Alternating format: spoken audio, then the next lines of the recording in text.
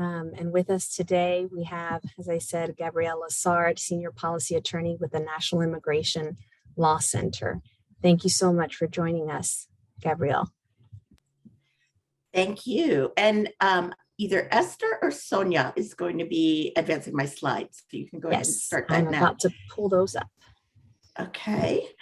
Good morning, everybody from Los Angeles. I had a great time seeing you all a few years ago in, I believe, San Antonio, and I look forward to when we can do it again. And looks like we have a slight delay on my slide, so we can start on the third slide. Okay. Yes. All right. So just for those of you who haven't heard me speak before, I'm from the National Immigration Law Center. We are headquartered here in Los Angeles, but as our name suggests, we work all over the country. As our name does not suggest, we do not practice immigration law. We actually work on laws and policies related to the rights and opportunities of low-income immigrants in the United States. We focus on access to healthcare and other public benefits, as well as rights in the workplace and justice in immigration enforcement and access to status. And our strategies are policy analysis and advocacy, which is primarily my function, excuse me, impact litigation, which is the big cases, and strategic communications. Next slide. Before we get into public charge, I just wanted to let you know about something that will be coming up probably in September at this point. There is in effect currently a public health emergency related to COVID-19. It first went into effect in 2020 and has been continued a number of times. It is anticipated that when the public health emergency ends, many people will lose Medicaid. This is because there were several pieces of legislation that passed during the public health emergency. One of them was called the Families First Coronavirus Relief Act, or we call it the Families First Act. And that actually gave states a temporary increase in the amount of federal matching funds that they get for their Medicaid programs. You probably know that Medicaid is paid for by a combination of state and federal funds. During the public health emergency, the federal government chipped in an extra 6.2% to help the states out. This existed for the duration of the public health emergency. And in order to qualify for that extra money, states had to agree not to disenroll anybody from Medicaid until the end of the public health emergency. There were a few small exceptions. Unfortunately, they primarily affected immigrants. But for the most part, people have been maintained in Medicaid, even if they have since become over income or even if they have moved out of the state. So once the public health emergency ends, states are going to have to redetermine the eligibility of all of those people in their Medicaid caseloads. They will have 12 months to begin and 14 months to complete those eligibility redeterminations. Now, states will attempt to redetermine people's eligibility without getting information from them to the extent possible, but they're going to have to reach out to many people to get information about their current income, as well as to get information about their current residence, particularly if they moved during the public health emergency, which we know many people did. So it is going to be very important for you and your partners, including healthcare center, community health centers, and other providers, to let people know that it is critically important to complete those Medicaid redeterminations. Next slide. Okay, let's go on. So here's the heart of what we're going to be talking about today, public charge. Next slide.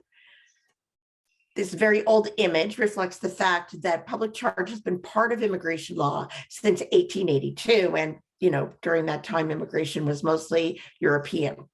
So a public charge is a person who is dependent on the government for financial and material support.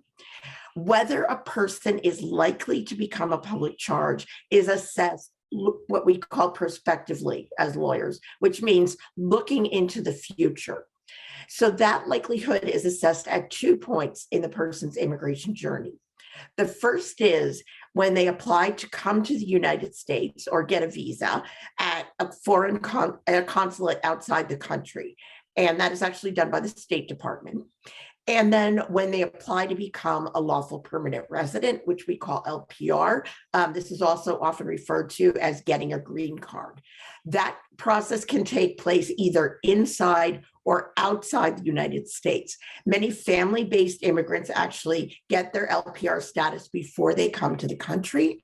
Other people have to go back to the consular office in their country of origin in order to apply for permanent resident status. These are generally people who have accrued some period of unauthorized presence. Now, once a person becomes a lawful permanent resident, they will not be assessed for public charge again when they apply to become a naturalized citizen. Next slide. There are many exemptions to public charge. Public charge is something that primarily affects family-based immigrants.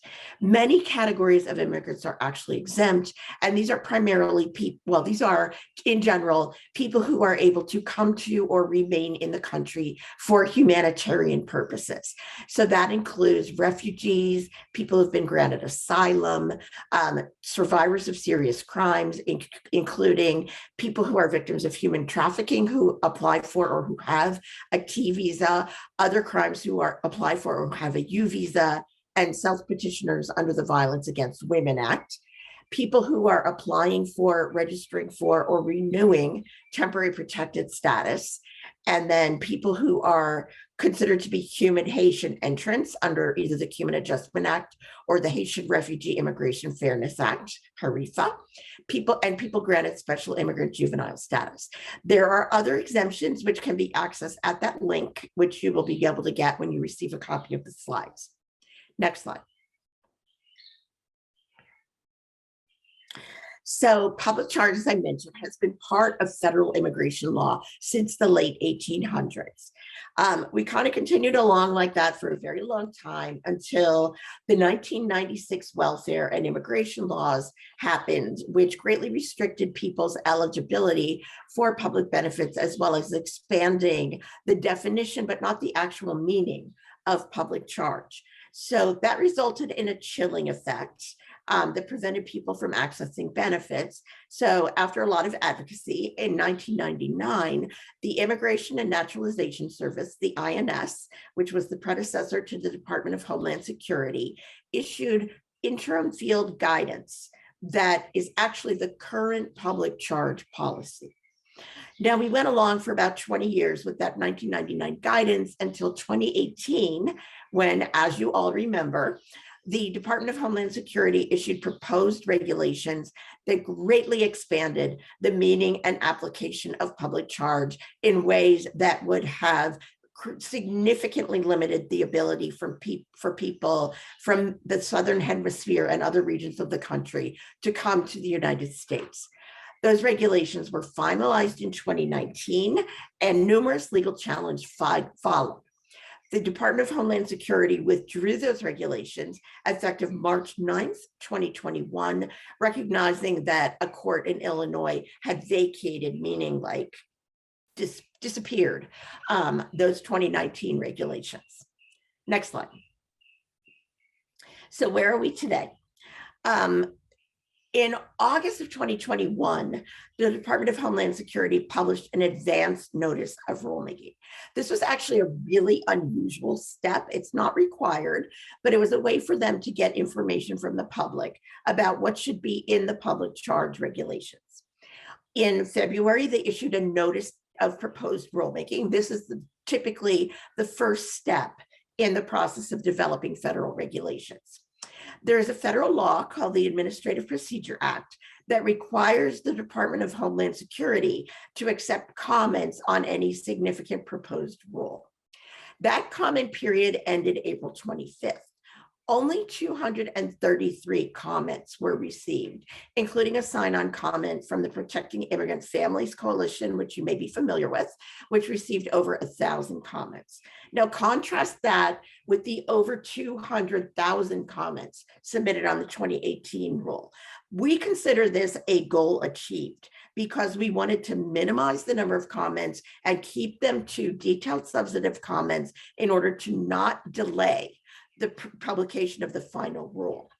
The delay would have happened because the Administrative Procedure Act requires the Department of Homeland Security to review and respond to all of the comments. That doesn't mean they need to email everybody who submitted a comment.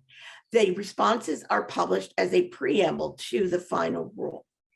So once the final rule is published, it's implemented. Well, first of all, I want to say, given the small number of comments received, we anticipate the final rule will be published sometime this summer. So once that does happen, its implementation may be delayed by litigation. So we may be living with the 1999 guidance for a while. Next slide, please.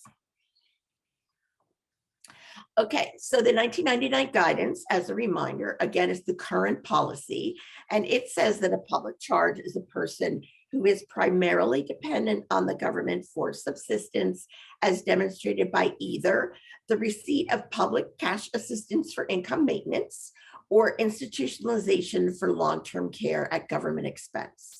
So cash assistance for income maintenance does not include cash assistance that is provided for a specific purpose, like childcare, home energy assistance, or eviction relief. Institutionalization does not include institutionalization for short periods for rehabilitation, like people who have been discharged from a hospital with COVID and are now in a step-down unit for rehabilitation. Other kinds of non-cash benefits are not included, and then food, housing, and most medical care are also not included. And again, this is the policy that's currently in effect. Next slide. The 2022 NPRM follows the 1999 guidance very closely. So they define likely to become a public charge as likely at any time to become primarily dependent on the government for subsistence, as demonstrated by either the receipt of public cash assistance for income maintenance or long-term institutionalization at government expense. Now, cash assistance for income maintenance includes SSI, TANF, and state and local programs. We really advocated against the inclusion of state and local programs and are hoping we can get those out in the final rule. But as with the current policy, it does not include cash for a specific purpose. And there's a helpful clarification that it does not include assistance that people earn as a result of their employment, like unemployment assistance benefits. Long-term institutionalization is defined as including nursing home or mental health institutions. So again, more specificity there, and also helpful clarifications that not only doesn't it include short-term institutionalization for rehabilitation, but also home and community-based services. And of course, other benefits like food, housing, and most medical are not considered. Next slide. Now, the 2022 NPRM, Notice of Proposed Rulemaking, includes some clarifications about exemptions. First of all, it lists the categories of immigrants who are exempt from public charge, which is really helpful because the 99 guidance was out of date regarding those exemptions.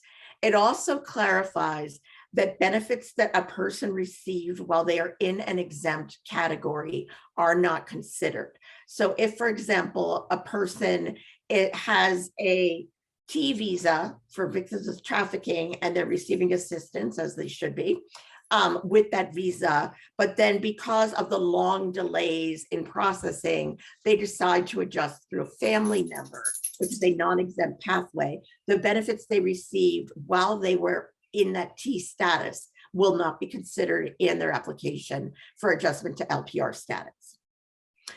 There is a new clarification that benefits received while a person is eligible for refugee resettlement assistance are not considered. This is helpful, particularly for people who are receiving humanitarian parole, which is just a kind of a strange way of saying they've been allowed to come into the country for humanitarian reasons without having any other particular status, because people from Afghanistan and Ukraine who have that humanitarian parole would not normally be exempt from public charge, but Congress has made them eligible for refugee resettlement assistance. So while they are eligible for those refugee benefits, they will not be, any benefits they receive will not be considered in a future public charge determination. The most helpful clarification and departure from the 1999 guidance is something that seems like it should be obvious. Only benefits for which the immigrant is the beneficiary are counted against that immigrant in the public charge determination. Under the 1999 guidance, which I need to emphasize again, is the current policy, if there is a household where usually, most typically, there's a citizen child who is receiving cash assistance and it's a child only caseload, if that is the only source of income for the household, then that benefit would be counted against a parent or another person in the household. And I have editorial comments about how they're probably receiving some kind of money somewhere else, because who's living on a child-only cash grant? But this is a helpful clarification that a benefit intended for someone else in the household will not be counted against the person adjusting for permanent resident status. Next slide. Now, public charge is assessed under a test that as lawyers, we call the totality of circumstances test. And that just means that they look at all the facts. So the regulations provide that at minimum, Homeland Security will consider 5 factors that are actually have been included in the law governing public charge since 1996. Now, it just lists those factors, which is very different from the 2018 regulations, which burdened each of those factors with numerous standards and evidentiary requirements, like minimum income requirements. It just says the agent has to consider the person's age, health, family status, assets, resources, and financial status, and education and skills. It also helpfully says that where the person has an affidavit of support from a sponsor, which is required for virtually all family-based immigrants, Homeland Security will consider it favorably. That actually goes a step further than the law, which just says that the agent may consider it. It also provides that if the agent denies a person's applications on public charge grounds, they have to put that denial in writing and address their reasoning for that denial, which would be helpful to people if they decide to ask to have their case reopened or reconsidered. And then they also add that consistent with non-discrimination laws, if a person's having a disability is not on its own a reason to consider them likely to become a public charge. Next slide. Okay, so I have a number of resources for you here, including the 1999 guidance, a letter from the USDA that says that SNAP is not considered for public charge purposes, an assessment tool that you can walk through with clients to determine whether they might be subject to public charge, and some other resources, including our updated analysis on public charge, some resources on the current status of DACA, and information about the Lift the Bar Act. So I will turn it back over to Esther to see if you have any questions. Thank you so much, Gabrielle. We certainly want to open it up if there are any questions that somebody would like to ask at this moment. You can either drop it in the chat or in the Q&A. While we're waiting for a question, I just wanted to make a comment. Gabrielle, thank you so much for that presentation, and thanks for bringing up the public health emergency. We have gotten some information. Obviously, we know that it's not going to end in July. It's probably going to be extended. However, I just want to point out that in Texas, we still don't know what the Texas Medicaid agency is going to do. They don't have to extend it along with the federal extension. They can choose to start disenrolling or begin those disenrollments again in Medicaid. So I just want to bring that up just so that everybody has this on the radar, that it could, it could still happen that these disenrollments continue even though the public health emergency is going to be extended to October. So more to come is when we hear something, we'll let you all know. But I just wanted to make sure that we're clear on that doesn't necessarily mean, the state's going to wait till the end. That's good to know. And then we'll just, the state will of course be giving up that additional 6.2% of federal money if they do that. Correct. But and I think that's where I think that's where the agency is wrestling. They won't give us a straight answer. So we have to just err on the side of caution and just make sure our families are prepared and start getting everybody to update their contact information with Medicaid and also to renew if they haven't. Okay, we have a question in the chat. So if family parents are undocumented, children are documented, and they apply for TANF, it would not affect them if the undocumented parents are bringing home income, correct?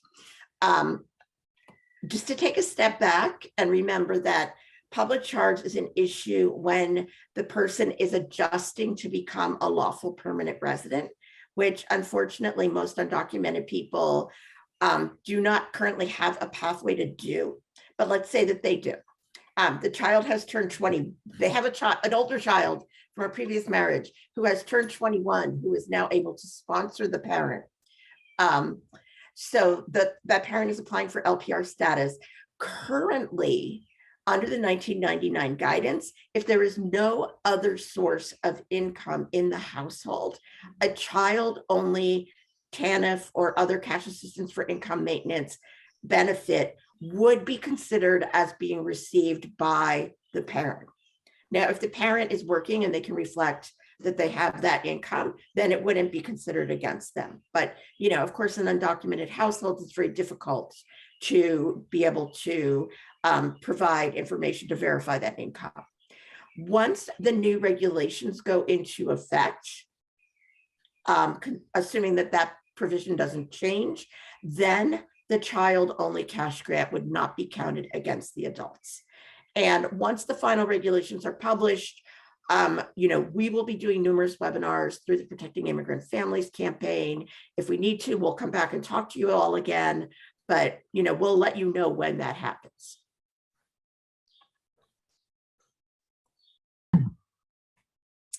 Thank you so much. That was really helpful, and thank you. Yes, we do know that there's going to be more information coming, and we will be here to provide that information and to send you links to places where you can find that information. Gabrielle, thank you so much for joining us today.